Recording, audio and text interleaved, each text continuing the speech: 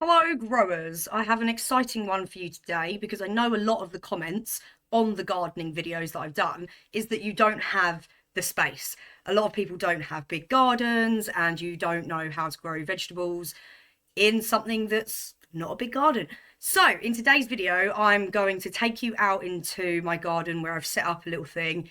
It's really not that professional, so please bear with me because I'm on my own and I don't have one of them things, but I've set it up so that you can see me planting some carrots in two different containers, one of which is a wooden planter, so just something that you can actually create out of pallet wood. So, like, literally for free, just go and pick up a pallet, knock it down, and you can make this planter with a little bit of a liner inside. And the second one is literally a ceramic pot that you would find from any garden centre, car boot sale, or any garden nursery shop, or anywhere that sell pots, basically. So I'm going to show you these two methods, and hopefully you will feel more confident to be able to also grow some carrots this year in your small garden in container pots. So let's go now. Welcome to the setup. So I'm going to run through some bits and pieces that I have and what you will need. Alright, so first things first, obviously you need yourself a planter. This is the wooden one that I was talking about, which is pretty much made from pallets and has been painted. I picked this up from the car boot for £5, but you can make this very, very cheap and easy yourself. The second pot is this one here. So this is just a ceramic pot that I told you, and I will bring this one to the front once we have planted, as I am doing two different varieties. So the next thing that you need will be your seeds, of course. This one is an carrot Amsterdam forcing. So you'll also need to get yourself a plant tag, because trust me, you won't remember. You'll think that you'll remember, but you won't. And the next variety that we're planting is the Berlicum 2-inch. And again, here is my plant tag. So I want the Amsterdam forcing in here, and I want the Berlicum in this one. The next thing that you'll need is obviously some compost. Now, carrots cannot handle rocky soil whatsoever, right? The minute that they will hit a rock, they will fork, and that is how you get your rude looking carrots. So by all means, if you want rude looking carrots where they kind of cross over like this, and some of them, you know, need to keep it real for YouTube, but you know what I'm saying, you want them carrots, then go ahead and have rocks in your soil. But if you want actual carrots that have a nice tail root on them for you to eat, then you need to make sure that your soil is completely, or as much as you can, stone free. So for this, I just use something called Jiffy. It's a 70-litre bag, and it is peat based, but I've used this and haven't had any problems whatsoever. I do have a extra bag here, which is a Seed Ang starting mix. You don't need to have this, but I'll show you later on why I have this. And this is optional, but I would recommend that you get yourself some sort of feed to go into the soil. You will obviously feed it as well with a sort of water-based soluble feed like Miracle Grow or something. But this, you can get blood, fish and bone, you can get bone meal. This goes quite far basically, and I would just sprinkle a bit in. You'll see me do it anyway, but this is optional. If you're going to get your nutrients in another way, if you have great compost and things like that, then fine. But this compost I just showed you it hasn't got all the best nutrients, right? So I'm going to give it the best life with one of them, and then I just have a little dowel stick, and then of course some gloves. That's pretty much all you need, other than water, right? So now let's get started.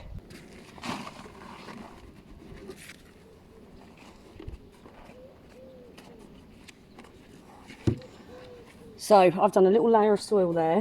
Then I'm going to get the blood, fish and bone. By the way, keep this away from pets, all right, because they for some reason absolutely love it. So just keep it away, please. But literally put a little bit in there, give it a little mix, and plump some more of your compost in.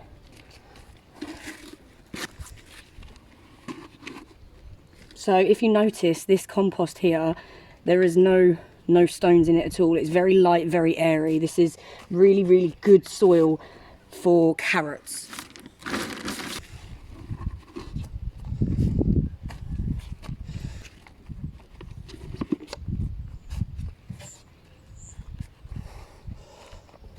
Okay, I'm just going to pack it in a little bit here, just to make sure that it's got a good connection with the actual container. Right. Now this is the reason why I said I have this seed starting mix. I also have it for seeds to start the seeds, right? So when you see me putting in the little seed trays and stuff like that, I've now got some of this Levington peat-free. It's called Seed and Cutting Compost. Now what I want to do here is just on this top layer, so I'd say probably I'll put maybe about 2 inches on top.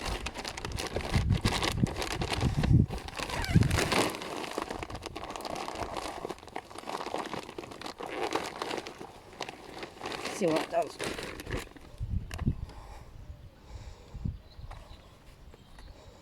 So I'm just going to spread this just on the top of this compost layer, because then my seeds will be sown into this seed starting mix, right? So if you're wondering why I haven't started carrots indoors like I have with other things, it's because carrots do not take transplanting very well. So when we start things indoors, we start them in little seed things. When we take them out of those seed pots, they'll have a root system, which you can then plug in and obviously plant, right? Well, carrots do not like being moved at all. So the best place to sow them is where they are to be grown. So what I've done here is I've allowed for the first layer of where the seeds are going to go into the seed starting mix, but as they start growing, they're going to go down into that normal compost mix with the blood, fish and bone. And then also I will feed every maybe 2 to 3 weeks once they start growing with a water soluble fertilizer. Okay, so now comes the fun part, which is obviously planting your carrot seed or sowing your seed. Now, carrots need some space in order to grow, again, if you don't want them forking. So what I'm going to do is I think I'm going to go, might turn this around because this way seems longer than this way. I know it probably doesn't look like it on the camera, but yeah, I think we're going to turn it this way. So I'm going to do some rows around here. I'll probably do 3 drills, just measuring with my dowel here. Let me just check you can see, yeah. So just measuring with my dowel, I think what I'll do is if we go 3, maybe, we should be all right. Yeah, so if we leave, you see those little ridges in here. So if I'm going to leave 3 as a gap, right, so I'm going to make sure that I leave a gap. So it is as simple as giving yourself a little drill here. This is what we call drills.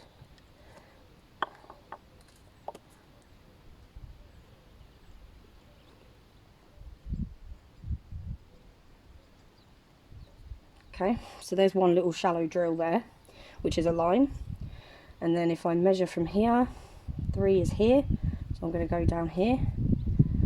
Now, there's probably people screaming at me that are actual gardeners that are like, oh, you need to measure, but I'll just thin out as and when I need to, and I'll get more than enough carrots out of both of these containers, so we're all right. And then another 3, and it's about here. So here are my little drills here. I have 1, 2 and 3 there. And now all you do is you open your seed packets,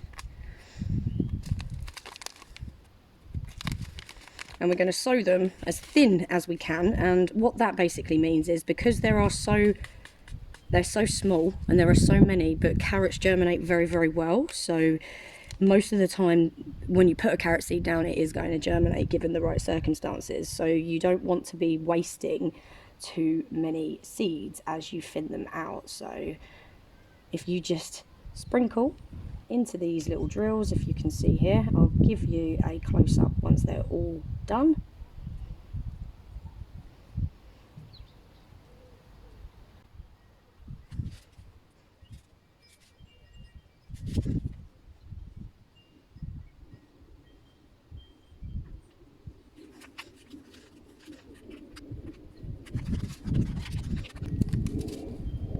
Once you have your carrots in your drills, all you need to do is just lightly go back over with the seed compost that you have on top. Usually you can just do this, you see. So this is why we do them in like this, so that you can kind of just fold them over. Do that, pack them down just a little bit so that they've got a good contact with the soil. And they're very small seeds as well, so you do not want to bury these too deep, okay, because they need to be able to burst through. But once that's done, all you then need to do is pop your plant label in, and hopefully where you are, you're able to garner yourself some rainwater. But I do know that in the US of A, there are some states in which they don't allow you to do that, which blows my absolute mind. But if you can get yourself rainwater, then make sure that you do, because it's a lot better for your plants and veg. But here's a trick. If you are in an area with hard water, like myself, and it's not very good for your plants, if you have a bucket or a water butt or something like that that you've filled up with the hose, leave the top off for 2 days, and what will happen is that will take out all of the shit and make it a lot better for you to use. So you can also do that if you're not able to gather rainwater and your water's not good.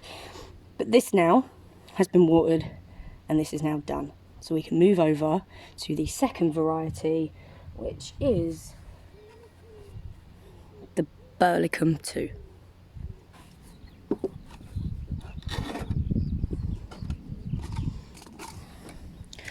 Okay, so now we're going to do the exact same for this one.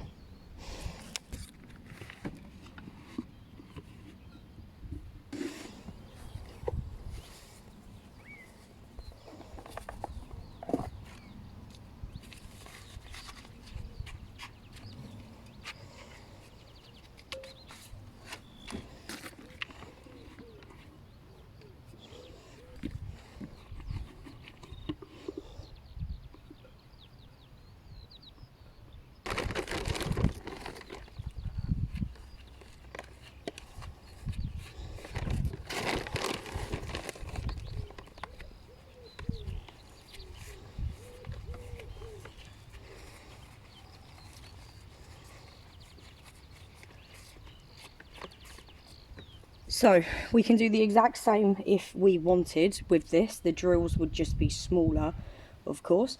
But what I might try and do this time is see if it works out, is plant sort of like this. I don't know if you can see this on the camera. I'm gonna have to have a little look. But I've kind of got an idea of maybe trying something like that out. Can you see that? Oh, you can see that, perfect. So what I might do is sow a couple of seeds in each of these holes, right? So maybe 3 to 4 seeds, which is going to be hard because they're tiny. But then what I'm thinking is, as they grow in these little sections here, I'll just thin them out so that they are 1 carrot in each hole, and then maybe it'll work. I don't know, it's just something that I thought I'd try, and you guys are going to come along with me. So again, you can do the exact same method that you saw me do in the previous one, but why not try something, and you guys get to see it too, right? So let's have a look here. They're so small. All right, well, we're going to give it a go and see if what we can do. And what I'll do is I'm going to, they're a bit deep actually, I'm going to fill them in a little bit.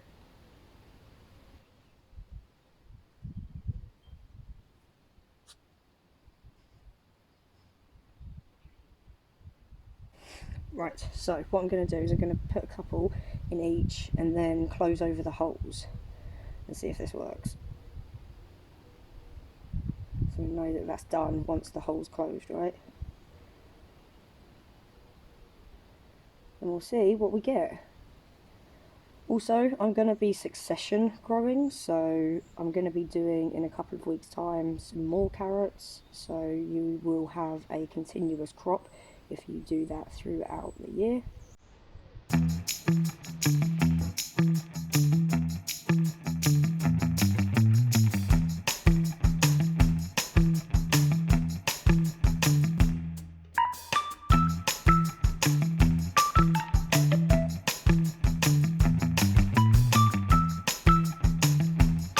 Okay, so once that's done, I'm then just going to flatten this off a little bit and make sure that there is a good contact with the soil, like I say.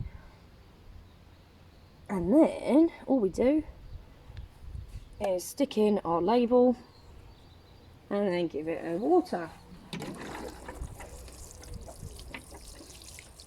You want to keep carrots moist as well to make sure that they germinate, and of course if you wanted to you could bring this pot in if it's too cold outside or if there's risk of a frost.